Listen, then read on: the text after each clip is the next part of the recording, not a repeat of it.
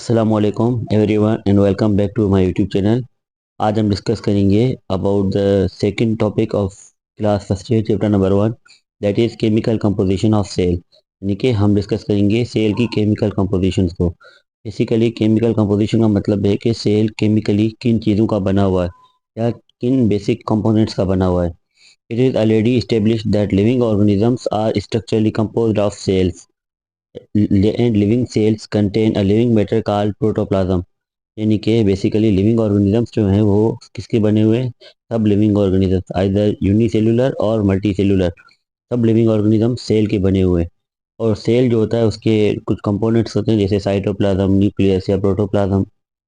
Actual chemical composition of protoplasm is still not known perfectly, however chemically it contain 70 to 90% of water. यानी कि जो cell का cytoplasm है उसके अंदर क्या है, प्रोटोप्लाज्म के अंदर यानी कि न्यूक्लियस या साइटोप्लाज्म दोनों के अंदर 70 से 90% जो है वाटर है।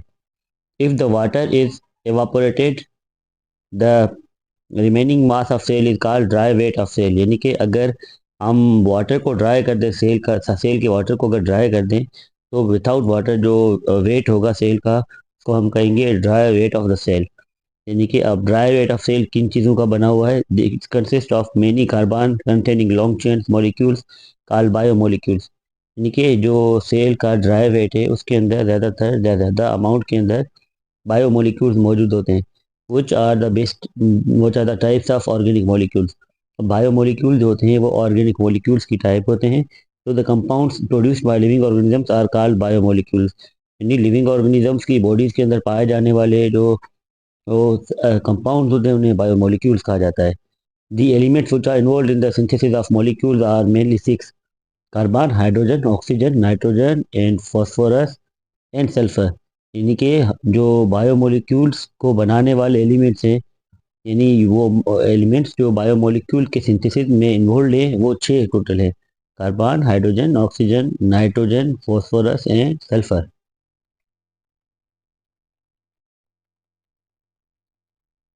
They form approximately 98% of biomolecules. यानी अभी हमने छः जो हमने पढ़े हैं ये क्या करते हैं जो 98% ऑफ बायोमोलिक्यूल्स है उनके अंदर ये पाए जाते हैं, यानी ये मॉलिक्यूल जो हैं वो पाए जाते हैं।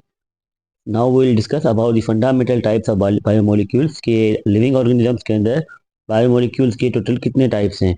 Biomolecules can be divided into following groups according to variability in their structure and function in cells and organisms.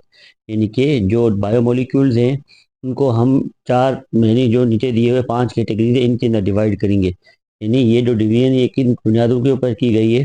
जो बायोमोलिक्यूल्स की स्ट्रक्चर्स में डिफरेंस है उन बुनियाद के ऊपर, और जो फंक्शंस में डिफरेंस हैं उन बुनियादों के ऊपर हम लिविंग ऑर्गेनिजम्स को, इनके बायोमोलिक्यूल्स को पांच कैटेगरीज में डिवाइड करते हैं: carbohydrate, proteins, lipids, nucleic acids and conjugated molecules.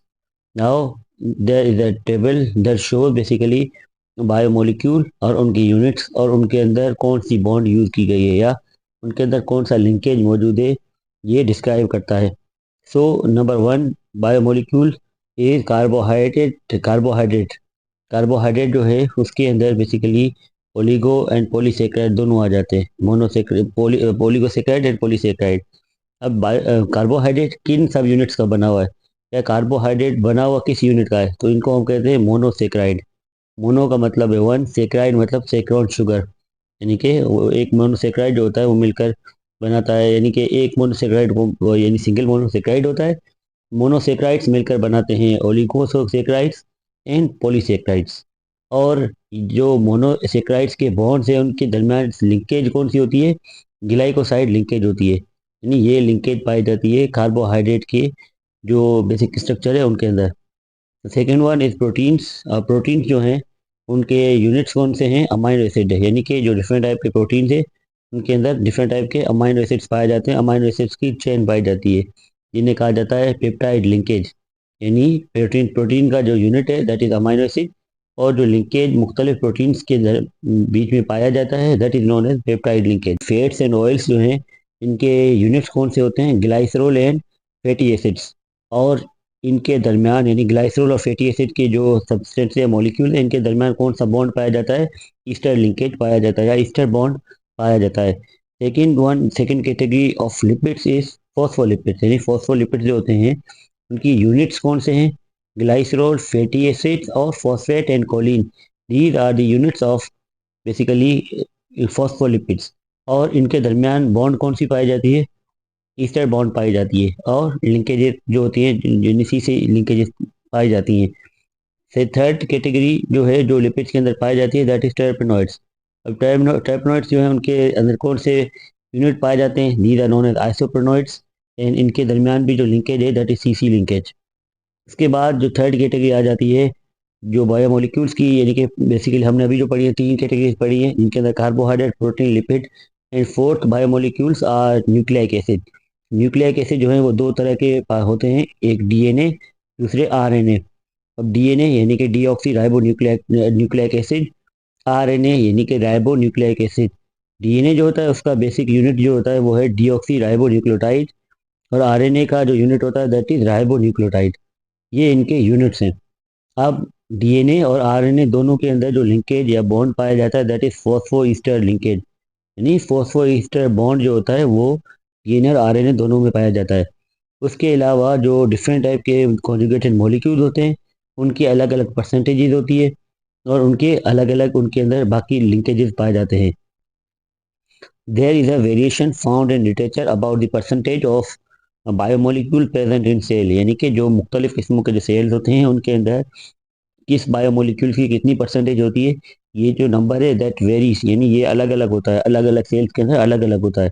It is because different cells with in the same body have different amount of biomolecules, यानी एक ही बॉडी के अंदर जो अलग अलग सेल्स होते हैं हर एक सेल के अंदर बायोमोलिक्यूल्स की जो जो तादाद होती है या अमाउंट होती है वो अलग या डिफरेंट होती है। therefore these values are always taken as average values, यानी कि अब हम जो ये इसके बाद जो चार्ट दिया हुआ है इसके अंदर हम नॉर्मली जो बायोमोलिक्यूल्स की वैल्यूज़ की बात करते हैं तो ये एवरेज वैल्यूज़ के तौर के ऊपर पढ़ी जाती है, यानी एवरेज वैल्यूज़ है। एग्जैक्ट 100% मतलब ये वैल्यू नहीं होती। Approximate percentage of chemical composition of a typical bacterial and a typical mammalian cell is given in table 1.2। अब नीचे एक टेबल डिस्कस किया गया है जिसके अंदर डिफरेंट बायोमोलिक्यूल्स हैं, इनकी जो है इनकी परसेंटेज बताई हुई है।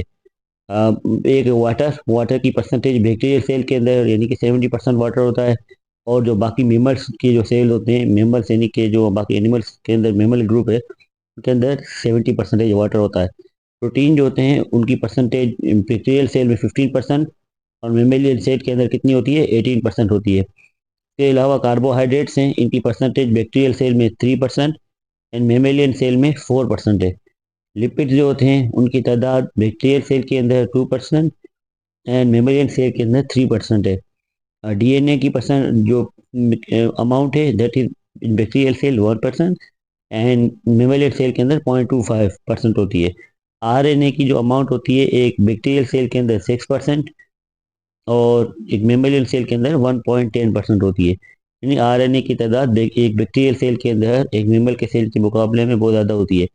और उसके अलावा बाकी जो ऑर्गेनिक कंपाउंड्स होते हैं इनकी तादाद यानी कि बैक्टीरियल सेल में और मेमलियन सेल मेमल के सेल्स के अंदर दोनों के अंदर 2% होती है। इसके अलावा इनऑर्गेनिक आयन से इनकी तादाद दोनों में 1% है।